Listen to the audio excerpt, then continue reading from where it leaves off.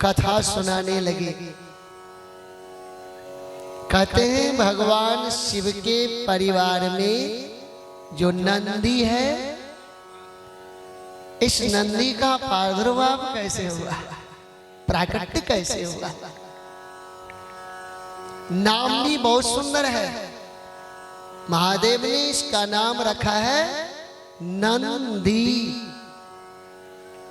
जोर से बोले, क्या नाम लिखा है? नंदी माने क्या होता है? आनंदयतीति सर्व जनान इति नंदी। या फिर ऐसे कहो, आनंदम दीयते सर्व जनान इति नंदी। ऐसा व्यक्तित्व, ऐसा जीव, ऐसा प्राणी जो संसार में सबको तालियां देना, आनंद दे, सुखी करे, उसका नाम है नंदी।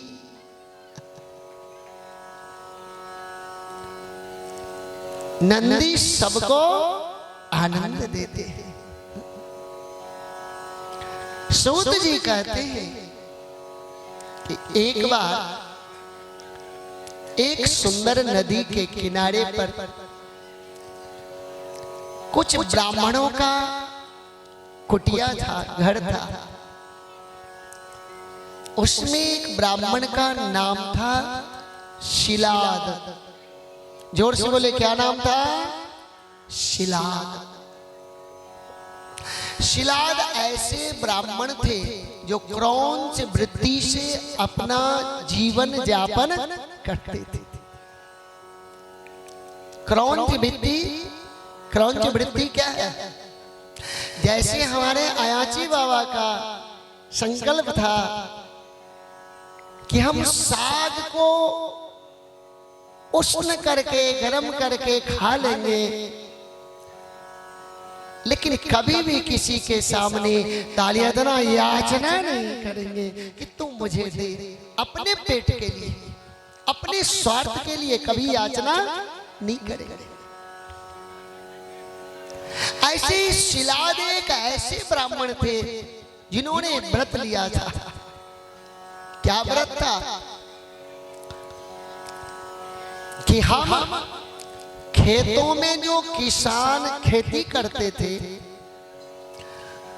और किसान को धान या गेहूं काटते समय में उसमें से जो दाना नीचे गिर पड़ता था, बस उसी पड़े हुए दाना को समेट कर लाते और उसी से अपना जीवन यापन करते थे। इसको शास्त्र में शिलौंच वृत्ति कहा जाता है।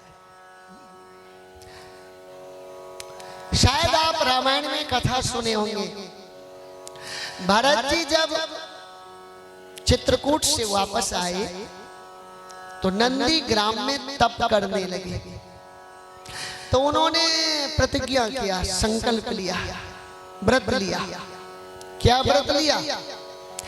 कि गाय जो खाएगी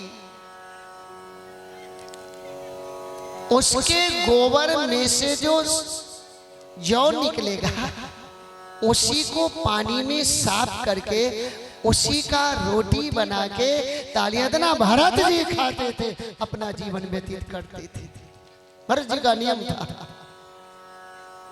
गाय के गोबर में से जो दाना निकल जाए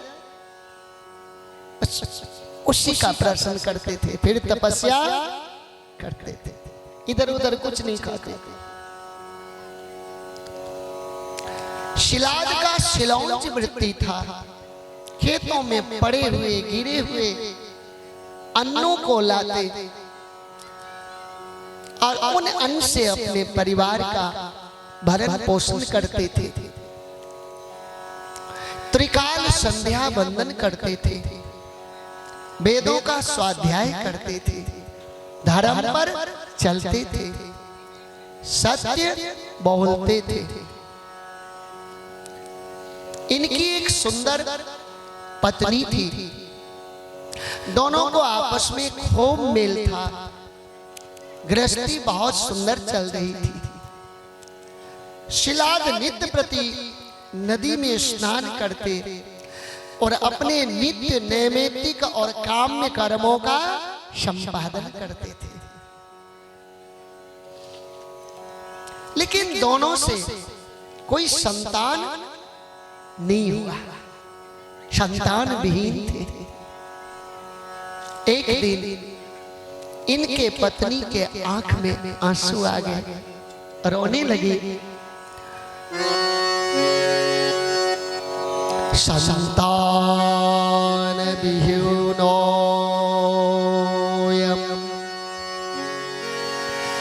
कदा मे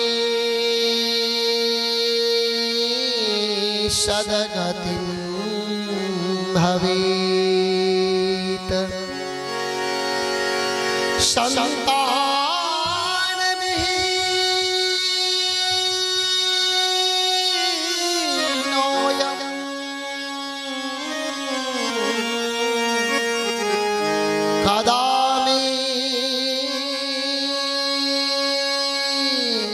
सद्गति भवेत्।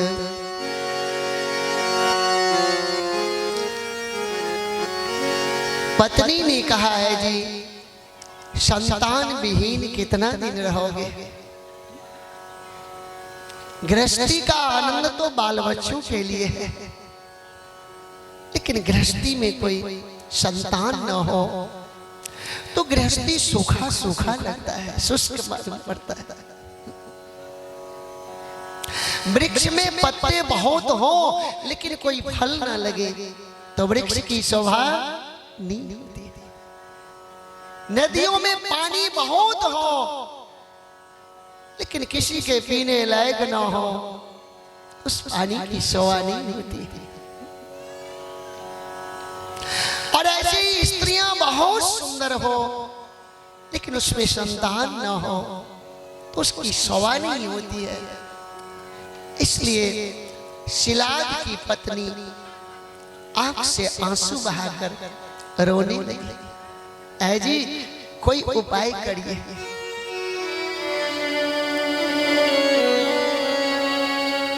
रोने वाले में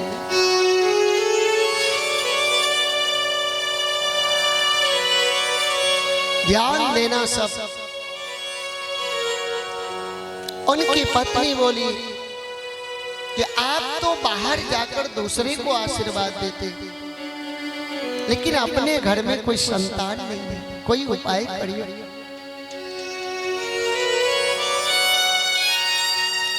शिलाद के आंख में आंसू आ गए। शिलाद ने कहा, देवी आप चिंता मत करो, हम देवाधिदेव महादेव का आज से पूजन करेंगे।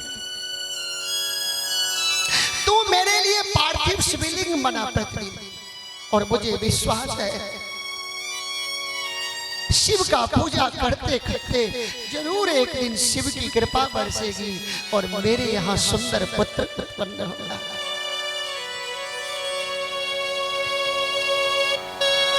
तब से उनकी पत्नी लाखों करोड़ों नित्य प्रति मिट्टी का महादेव, छोटा छोटा महादेव बनाती। दोनों बैठकर उस शिवलिंग का पूजन करते थे। और जब दोनों आंख मूंदते हैं तो उनकी पत्नी के आंखों से इतना आंसू निकलता कि उस आंसुओं से तालियां देना शिवलिंग में स्नान कर जाता। शिवलिंग को स्नान करा देते।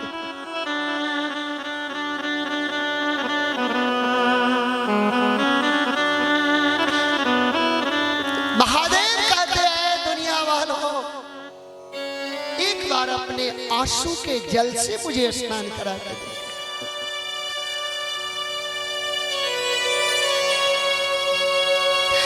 शिलाद और उसकी पत्नी ने दोनों ने आंख से आंसू बहाकर महादेव को अपने आंसू से स्नान कराया।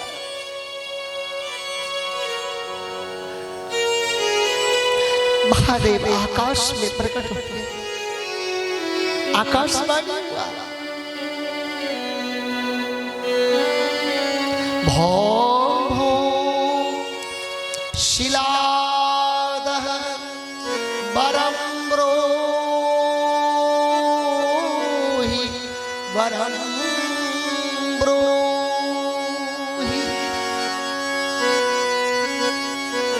अरे ओ शिलाद वर्मा। शिलाद ने कहा देवी महादेव को देख सामने आ गए आकाश, अब हम तो इससे क्या बात करते।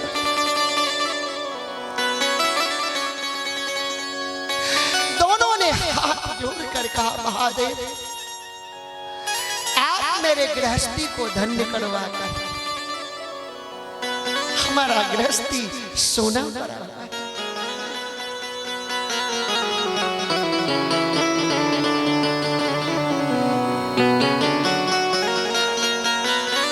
महादेव ने कहा शिलाद तू चिंता मत कर, हम स्वयं तेरे यहाँ तालियां देना पुत्र बन के आएंगे और तेरे गृहस्थी को धन्य कर देंगे। धीरे धीरे समय बीतने लगा। अब तू अपने घर चला जा। दोनों घर आए, समय बीतने लगा। एक दिन उनकी पत्नी शयन खंड में सोई थी। आकाश से एक दिव्य प्रकाश आया, बिजली आया और वो घूमते घूमते इनके पत्नी के आंखों के रास्ते से गर्भ में प्रवेश। ध्यान देना किस रूप में प्रवेश किए? ज्योति के रूप में, प्रकाश के रूप में। ईश्वर का दो स्वरूप है, साकार और निराकार। साकार रूप में हाथ पैर लेके ब्रह्म रहते, निराकार के रूप में महादेव प्रकाश का रूप लेकर रहते।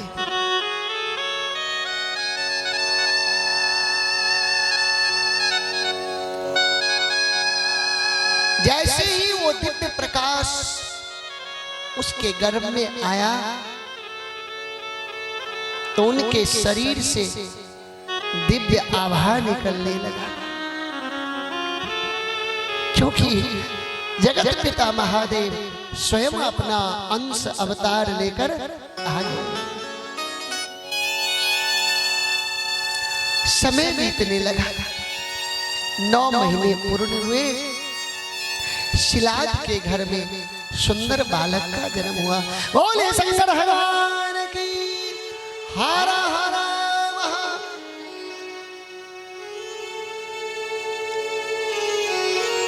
शिलाद और उसकी पत्नी आनंद में विभोर हो गए।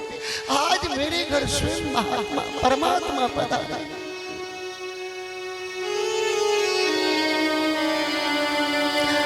एक दिन वो छोटा सा बालक खेल रहा था।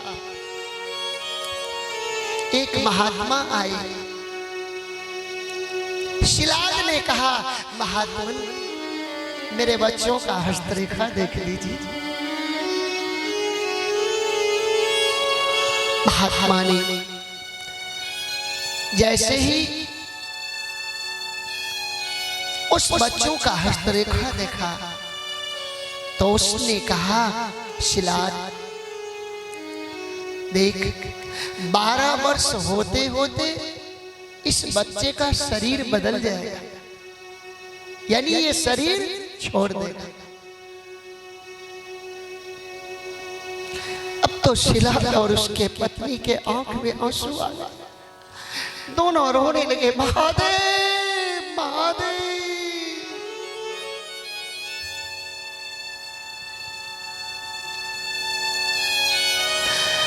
जब से उस महात्मा ने कहा देख तेरा पुत्र तो केवल 12 वर्ष तक यहाँ रहेगा, उसके बाद इस शरीर छोड़ देगा।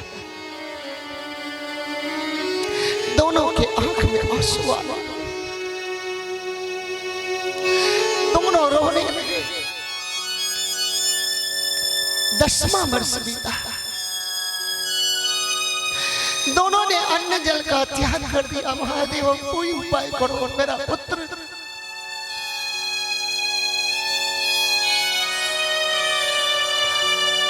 उनकी पत्नी ने कहा है जी सुनिए, हम अपने बच्चे को नहीं मरने देंगे, चलो हम इस बच्चे को लेकर शिवालय में भगवान शिव के शरणों में चलेंगे।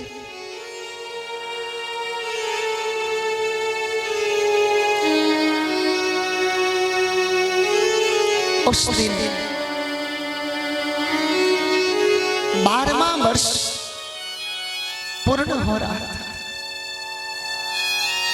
शिलाद अपने बच्चों को लेकर शिवालय में हजारों बेलपत्र राम राम लिख कर चढ़ाया। हजारों शिवलिंग के छोटे छोटे मूर्ति का पूजन किया। भगवान शिव के लिंग को दूध दही घृत मधु तालियां देना शक्कर से स्नान कराया और अपने बच्चों को कहा पकड़ ले महादेव को, शिवलिंग को।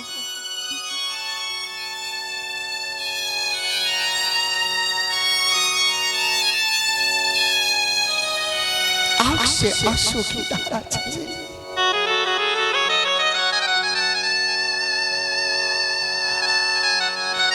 शिलाद की पत्नी ने कहा महादेव अब रक्षा करो।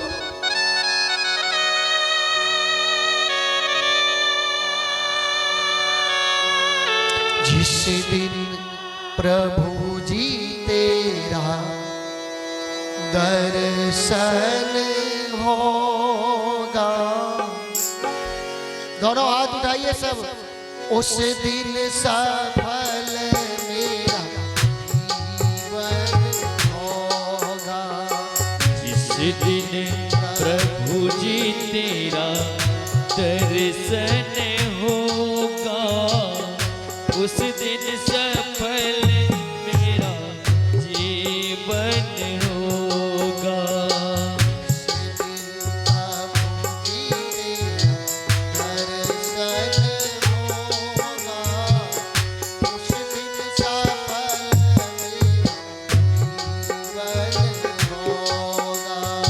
जिस दिन प्रभु जी तेरा दर्शन होगा, जिस दिन प्रभु जी तेरा दर्शन होगा, उस दिन सफल मेरा जीवन होगा।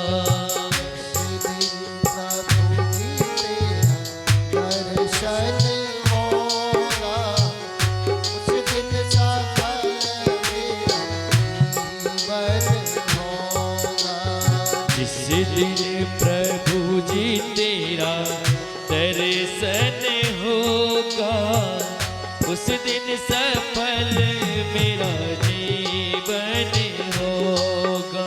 दोनों हाथ उठा के हरि बोल।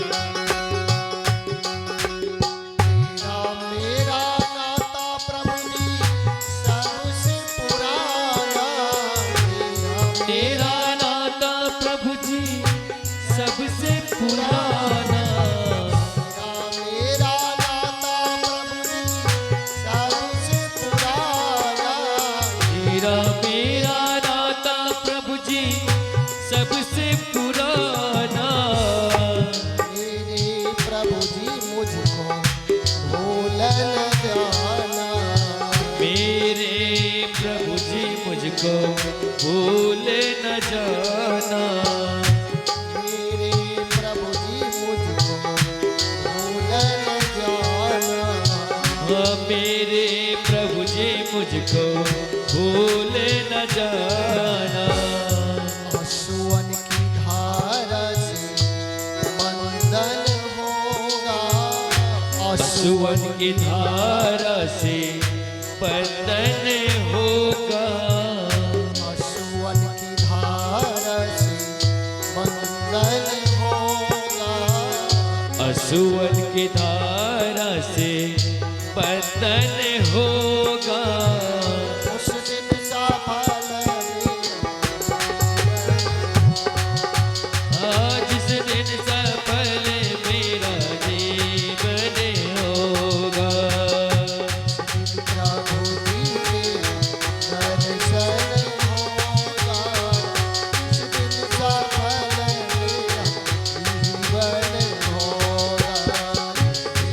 प्रभु जी तेरा दर्शन होगा, उस दिन सफल